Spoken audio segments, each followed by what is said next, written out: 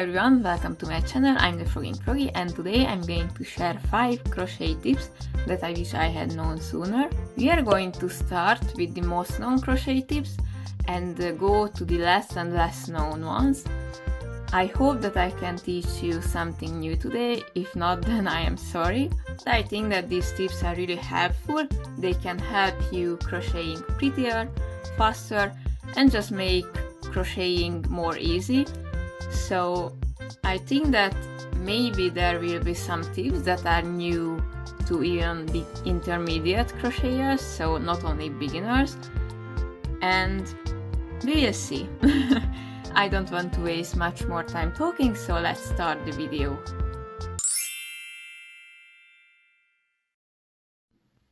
The first tip that I would like to share with you is that there is a method called the invisible increase. If you have crocheted an amigurumi figure before, you might have come across with invisible decrease. That's a really popular method between amigurumi makers because it makes the decrease, well, less visible. So to make an invisible decrease, you have to crochet the decrease in front loops only. But there is also a method called invisible increase, which is much more less known. I think that I don't see it that much on the internet. So now I will show you how to make an invisible increase, but first I will make simple increases with this yarn, and then I will make invisible increases with this yarn, so I can compare the difference and you can decide whether you like it or not. So I will start with the pink yarn.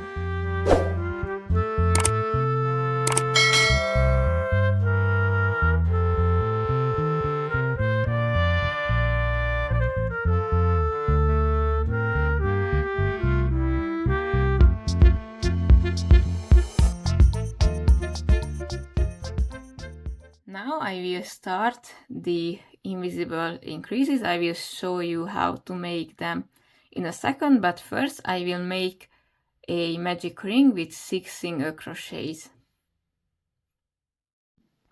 So now that our magic circle is done, we can start learning the invisible increase.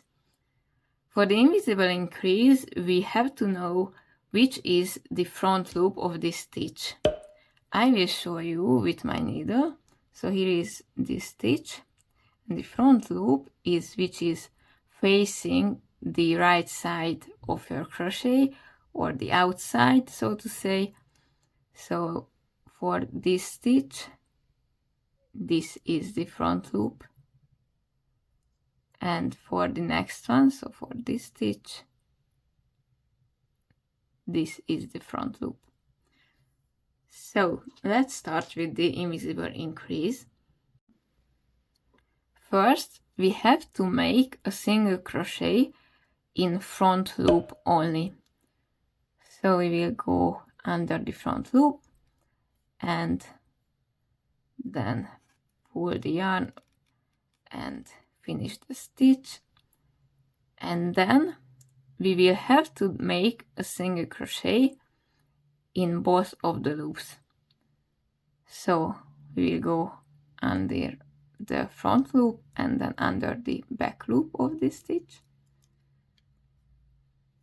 and then pull the yarn through and finish the stitch. So this is the invisible increase. I will repeat it for the next stitch too. So front loop only single crochet, and then single crochet in both of the loops, and again front loop only single crochet in both of the loops. So in the end, what I did for the circles was that I made a magic ring with 6 single crochets. Then for round 2 I increased. For round 3, 1 single crochet, 1 increase, and then for the last round I made a single crochet only round. And now we can compare the two circles. The first thing that you probably notice is that this circle with the invisible increases seems a bit different in shape than this one with the simple increases. It's a bit smaller and it seems a bit tighter. This could be because of my different tension, but the main reason is the invisible and the simple increases. When we crochet with invisible increases, the holes that are between the increased stitches become smaller. So I will show you up close. As you can see, the holes between the stitches are really small, while for this one with the simple increases are a bit bigger. I don't know how much can you see through the camera. In real life you can see it clearly. So the conclusion, I would say, is that with invisible increases the finished look looks a bit tighter, while with simple increases it looks a bit looser. But I would say that it is really just preference, because both of them are pretty, I think. So if you want to make your amigurumis look much tighter, because it is important for some people, you can use the invisible increases.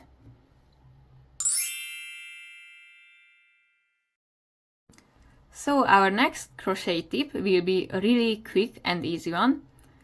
So when people have to put their crochet away for a while, they usually pull this loop really big and then they put away their project and hope that it won't unravel. But if you put a stitch marker in this loop, then you can be really sure that it won't unravel by itself. So if I pull this loop really tight, then you can see that it just can't unravel by itself. So yeah, this was just a really quick tip. Let's go to our next tip.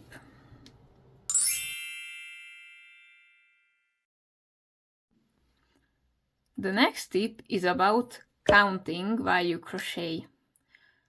What I mean by this is that this tip is not about counting the stitches when you are done with the row, but this is about counting the stitches while you crochet, so that you can keep up where you are. The reason that counting really matters is that it can really slow you down or make you go faster with your crocheting. If you have already tried different ways of counting, this tip is not for you. This tip is for those people who haven't really tried different methods. So I will show you one example in just a second. If you see this in a pattern, that for round 6 and round 7 and round 8 there is 6 single crochets, the first way to count this while you crochet is that when you start the round you count up until 6. So 1, 2, 3, 4, 5, 6. Okay, then you stop for it till you know that you have already done round 6, or you try to remember it, and then for the next round start the counting again.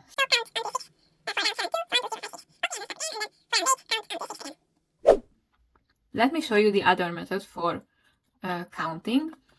So now what we will do is that we will count how many times we have to do a 6 single crochet round. So in this case we have to do it 3 times. So we multiply 6 by that number, so 6 times 3, and that equals 18 single crochets. So now what we will do is that we won't stop at the end of each round, but count up until 18 single crochets. So what I mean by this is that we will start in round 6 with 1, 2, 3, 4, 5, 6, and then in round 7 we won't start over but continue with 7, 8, 9, 10, 11, 12 and so on. So why is this way or the other way better. It is really just preference, of course, but I will tell you why I find this method usually more efficient. So the first method, when you stop by every round and then start the counting again, when I'm doing that method, I feel that my brain has to restart and also my crocheting hand. So I lose the flow of my crocheting for a bit and it just slows me down. But when I don't have to stop, so I can continue the counting, then I feel that I can go much more faster because my brain don't has to stop and it just feels that it really continues, so I don't have to stop and restart again. And also I tend to get lost with the rounds, so which I have done and which I haven't. And with this method, it is much more easier to track how many rounds you have already done. But of course, it can also depend on what is in the pattern. So sometimes this first method is more efficient and sometimes the second method is more efficient. Sometimes it depends on the person's mood. So I just want to say that I really recommend experimenting with this thing because it can make a difference. So yeah, I hope that you like this tip too. Let's continue with the next one. The next tip will be about changing colors. So the way that they usually teach color changing is that if you have to change color for the next round, then for the last stitch that you crochet, you go under the loops, pull through the yarn, and then grab the other color and pull it through. And then you can crochet with your new yarn.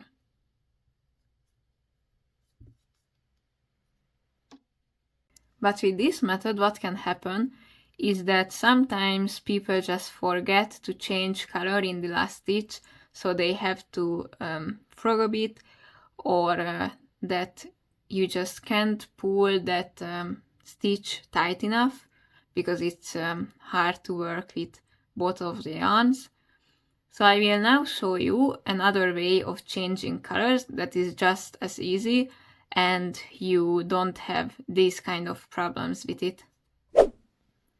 So what we will do is that we will pretend that this is our last stitch of this round and that for the next round we will have to change colors. So what we will do is we will make a single crochet in this and just pay attention to these two loops. These are the loops that I pull the yarn through at the end of the single crochet. And now what we will do is that we will take our hook and just push it through these two loops and then grab the other yarn and pull through these two loops. And I will just make 2 single crochets with this yarn just to show how it looks.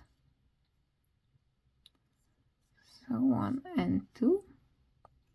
And now, as you can see, we still have this here, this loop, but we can pull this yarn tail and it will disappear and it won't unravel, so I can pull it really hard, but it's still there.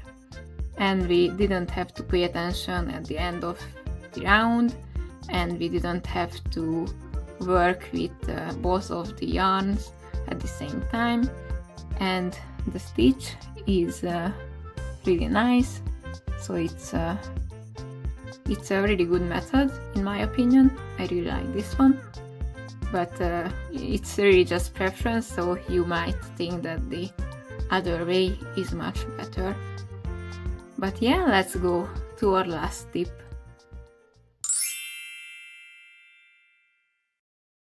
So for our last tip, we will talk about why does it matter how you finish the stitch. I will show you two ways that people usually do this. Let's start with the first one. So when you crochet a single crochet, some people tend to finish the stitch by pulling on the yarn and the two loops to their hook holding hand. So in my case it's my right hand, so to the right, so like this. I will do one more, so like this. The other also popular method of crocheting, or like finishing the stitch, is when you don't pull it to the right or to your hook holding hand, but you pull it to the top of this stitch. So let me show you again. So you pull it kind of to the top. So this way you place your new stitch right in top of the stitch that you just put your hook in. So I will show you in a second that why this makes a difference. So as you can see, for the first one, the first method, when I was pulling the yarn to the right, the color change became diagonal, so it's not completely straight. And for the second one, when I was trying to put the stitches on top of each other, then the color change became almost completely straight. And the reason for this is that when you crochet while pulling the stitch to the right, it will make the rounds distorted. What I mean by this is that the starting stitch will move places.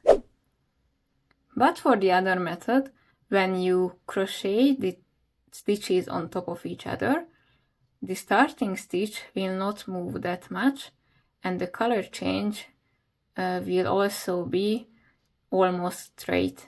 To check which method you are using right now, all you have to do is something like this.